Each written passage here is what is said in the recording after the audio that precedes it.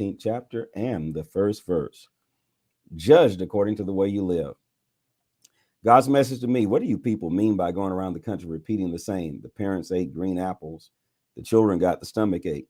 Sure as I'm the living God, you're not going to repeat this saying in Israel any longer. Every soul, man, woman, child belongs to me, parent and child alike. You die for your own sin, not another's. Imagine a person who lives well, treating others fairly, keeping good relationships, doesn't eat at the pagan shrines, doesn't worship the idols so popular in Israel, doesn't seduce a neighbor's spouse, doesn't indulge in casual sex, doesn't bully anyone, doesn't pile up bad debts, doesn't steal, doesn't refuse food to the hungry, doesn't refuse clothing to the ill-clad, doesn't exploit the poor, doesn't live by impulse and greed, doesn't treat one person better than another, but lives by my statutes and faithfully honors and obeys my laws. This person who lives upright and well shall live a full and true life. Decree of God the Master.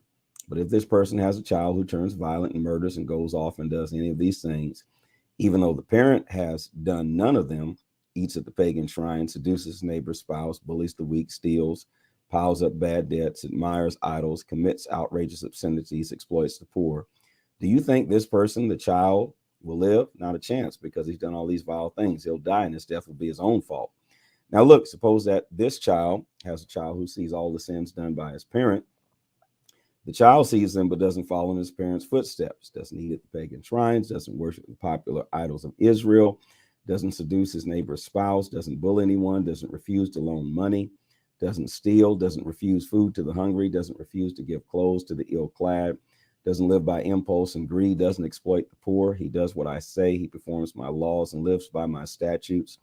This person will not die for the sins of the parent. He will live truly and well. But if the parent will die for what the parent did, for the sin of oppressing the weak, robbing brothers and sisters, doing what is dead wrong in the community, do you need to ask, so why does the child not spare the guilt of the parent? Isn't it plain? It's because the child did what is fair and right. Since the child was careful to do what is lawful and right, the child will live truly and well. The soul that sins is the soul that dies. The child does not share the guilt of the parent, nor the parent the guilt of the child. If you live upright and well, you get the credit. If you live a wicked life, you're guilty as charged. But a wicked person who turns his back on that life of sin and keeps all my statutes, living a just and righteous life, he'll live, really live. He won't die. I won't keep a list of all the things he did wrong. He will live. Do you think I take pleasure in the death of wicked men and women? Isn't it my pleasure that they turn around, no longer living wrong, but living right, really living?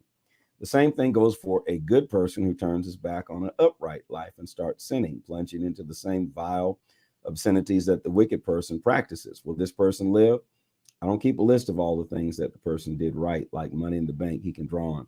Because of his defecation, or defection rather, defecation, because of his defection, because he accumulates sin, he'll die. Do I hear you saying that's not fair? God's not fair? Listen, Israel, I'm not fair. You're the ones who aren't fair. If a good person turns away from his good life and takes up sinning, he'll die for it. He'll die for his own sin. Likewise, if a bad person turns away from his bad life and starts living a good life, a fair life, he will save his life because he faces up to all the wrongs he's committed and puts them behind him. He will live, really live. He won't die. And yet Israel keeps on whining. That's not fair. God's not fair. I'm not fair, Israel. You're the ones who aren't fair. The upshot is this, Israel: I'll judge each of you according to the way you live. So turn around, turn your backs on your rebellious living so that sin won't drag you down. Clean house, no more rebellions, please. Get a new heart, get a new spirit. Why would you choose to die, Israel? I take no pleasure in anyone's death. Decree of God the Master. Make a clean break, live. Ezekiel 19, a story of two lions. Sing the blues over the princes of Israel. Say, what a lioness was your mother among lions. She crouched in a crowd of young lions. Her cubs grew large. She reared one of her cubs to maturity, a robust young lion. He learned to hunt. He ate men. Nation sounded the alarm. He was caught in a trap. They took him with hooks and dragged him to Egypt. When the lioness saw she was luckless, that her hope for that cub was gone, she took her other cub and made him a strong lion. He prowled with the lions, a robust young lion. He learned to hunt. He ate men. He rampaged through their defenses, left their cities in ruins. The country and everyone in it was terrorized by the roars of the lion. The nations got together to hunt him. Everyone joined the hunt. They set out their traps and caught him. They put a wooden collar on him and took him to the king of Babylon. No more would that voice be heard disturbing the peace of the mountains of Israel. Your mother was like a vine in a vineyard, transplanted alongside the streams of water, luxurious in branches and grapes because of the ample water. It grew sturdy branches, fit to be carved into a royal scepter. It grew high, reaching into the clouds. Its branches filled the horizon, and everyone could see it. Then it was ripped up in a rage and thrown to the ground. The hot east wind shriveled it up and stripped its fruit. The sturdy branches dried out, fit for nothing but kindling. Now it's a stick stuck out in the desert, a bare stick in a desert of death, good for nothing but making fires, campfires in the desert. Not a hint now of those sturdy branches fit for a royal scepter. This is a sad song, a text for singing the blues. Ezekiel chapter 20. Get rid of all the things you become addicted to. In the 7th year, the 5th month of the 10th day of the month, some of the leaders of Israel came to ask for guidance from God. They sat down before me. Then God's message came to me. Son of man, talk with the leaders of Israel. Tell them, God the Master says, have you come to ask me questions? As sure as I'm the living God, I'll not put up with questions from you. Decree of God the Master. Son of man, why won't you do it? Yes, go ahead. Hold them accountable. Confront them with the outrageous obscenities of their parents. Tell them that God the Master says, on the day I chose Israel, I revealed myself to them in the country of Egypt, raising my hand in a solemn oath to the people of Jacob, in which I said, I am God, your personal God. On the same day that I raised my hand in the solemn oath, I promised them that I would take them out of the country of Egypt and bring them into a country that I had searched out for them, a country flowing with milk and honey, a jewel of a country. At that time, I told them, get rid of all the vile things that you become addicted to. Don't make yourselves filthy with Egyptian no God idols. I alone am your God. I alone am God, your God. But they rebelled against me. They wouldn't listen to a word I said. None got rid of the vile things they were addicted to. They held on to the no gods of Egypt as if for dear life. I seriously considered inflicting my anger on them in force right there in Egypt, and I thought better of it. I acted out of who I was, not by how I felt, and I acted in a way that would evoke honor, not blasphemy, from the nations around them. Nations who had seen me reveal myself by promising to lead my people out of Egypt. And then I did it. I led them out of Egypt into the desert. I gave them laws for living, showed them how to live well and obediently before me. I also gave them my weekly holy rest days, my Sabbaths, a kind of signpost erected between me and them to show them that I, God, am in the business of making them holy. But Israel rebelled against me in the desert. They didn't follow my statutes. They despised my laws for living well and obediently in the ways I had set out. And they totally desecrated my holy Sabbaths. I seriously considered unleashing my anger on them right there in the desert. But I thought better of it and acted out of who I was, not by what I felt, so that I might be honored and not blasphemed by the nations who had seen them bring me out. I thought Moses came up with that idea. But I did lift my hand in the solemn oath there in the desert and promised them that I would not bring them into the country flowing with milk and honey that I had chosen for them, that jewel among all lands. I canceled my promise because they despised my laws for living obediently. They wouldn't follow my statutes and went ahead and desecrated my holy Sabbaths. They preferred by their no God idols. They preferred living by the no God idols. But I didn't go all the way. I didn't wipe them out, didn't finish them off in the desert. Then I addressed myself to the children in the desert. Don't do what your parents did. Don't take up their practices. Don't make yourselves filthy with their no God idols. I myself am God, your God. Keep my statutes and live by my laws. Keep my Sabbaths as holy rest days. Signposts between me and you, signaling that I am God, your God. But the children also rebelled against me. They neither followed my statutes nor kept my laws for living upright and well. And they desecrated my Sabbaths. I seriously considered dumping my anger on them right there in the desert. But I thought better of it and acted out of who I was, not by what I felt, so that I might be honored and not blasphemed by the nations who had seen me bring them out. But I did lift my hand in solemn oath there in the desert and swore that I would scatter them all over the world, disperse them every which way because they didn't keep my laws nor live by my statutes. They desecrated my Sabbaths and remained addicted to the no God idols of their parents. Since they were determined to live bad lives, I myself gave them statutes that could not produce goodness and laws that did not produce life. Wait a minute.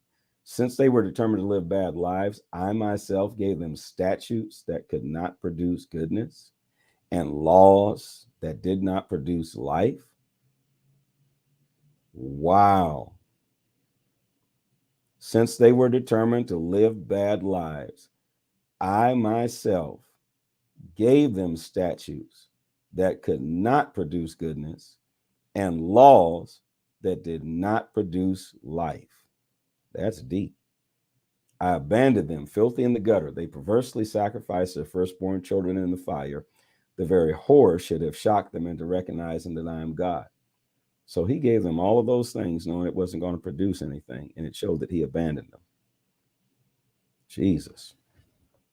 Therefore, speak to Israel, son of man. Tell them that God says, as if that wasn't enough, your parents further insulted me by betraying me. When I brought them into the land that I had solemnly promised in my upraised hand to give them, every time they saw a hill with the section religion shrine on it or a grove of trees where the sacred whores practiced, there they were, buying into the whole pagan system. I said to them, what hill do you go to? It's still called Whore Hills. Therefore, say to Israel, the message of God the Master, you're making your lives filthy by copying the ways of your parents and repeating their foul practices. You become whores yourselves and burning your children as sacrifices. You've become as filthy as your no God idols as recently as today. Am I going to put up with questions from people like you, Israel? As sure as I'm the living God, I, the Master God, refuse to be called into question by you. What you're secretly thinking is never going to happen. You're thinking, we're going to be like everybody else, just like the other nations. We're going to worship gods we can make and control. As sure as I'm the living God, says God the Master, think again, what a mighty show of strength and a terrifying rush of anger. I will be king over you. I will bring you back from the nations, collect you out of the countries to which you've been scattered with a mighty show of strength and a terrifying rush of anger. I'll bring you to the desert of nations and haul you into court where you'll be face to face with judgment. As I face your parents with judgment in the desert of Egypt, so I'll face you with judgment. I'll scrutinize and search every person as you arrive, and I'll bring you under the bond of the covenant. I'll cut out the rebels and traitors. I'll lead them out of their exile, but I won't bring them back to Israel. Then you realize that I'm God. But you, people of Israel, this is the message of God, the Master, to you. Go ahead, serve your no God idols, but later you'll think better of it and quit throwing filth and mud on me with your pagan offerings and no God idols. For on my holy mountain, the mountain of Israel, I, God the Master, tell you that the entire people of Israel will worship me. I'll receive them there with open arms. I'll demand your best gifts and offerings, all your holy sacrifice. What's more, I'll receive you as the best kind of offerings when I bring you back from all the lands and countries in which you've been scattered. I'll demonstrate in the eyes of the world that I am the holy. When I return you to the land of Israel, the land that I solemnly promised with upraised arm to give to your parents, you'll realize that I am God. Then and there you'll remember all that you've done, the way you've lived that has made you so filthy, and you'll loathe yourselves. But dear Israel, you'll also realize that I'm God when I respond to you out of who I am, not by what I feel about the evil lives you've lived, the corrupt history you've compiled, decree of God the Master. Nobody will put out the fire. God's message came to me, son of man, face south. Let the message roll out against the south. Prophesy against the wilderness forests of the south. Tell the forests of the south, listen to the message of God. God the Master says, I'll set a fire in you that will burn up every tree, dead trees and live trees alike. Nobody will put out the fire. The whole country from the south to north will be blackened by it. Everyone is going to see that I, God, started the fire, and it's not going to be put out. And I said, oh God, everyone is saying of me, he is just making up stories. This is the word of the Lord.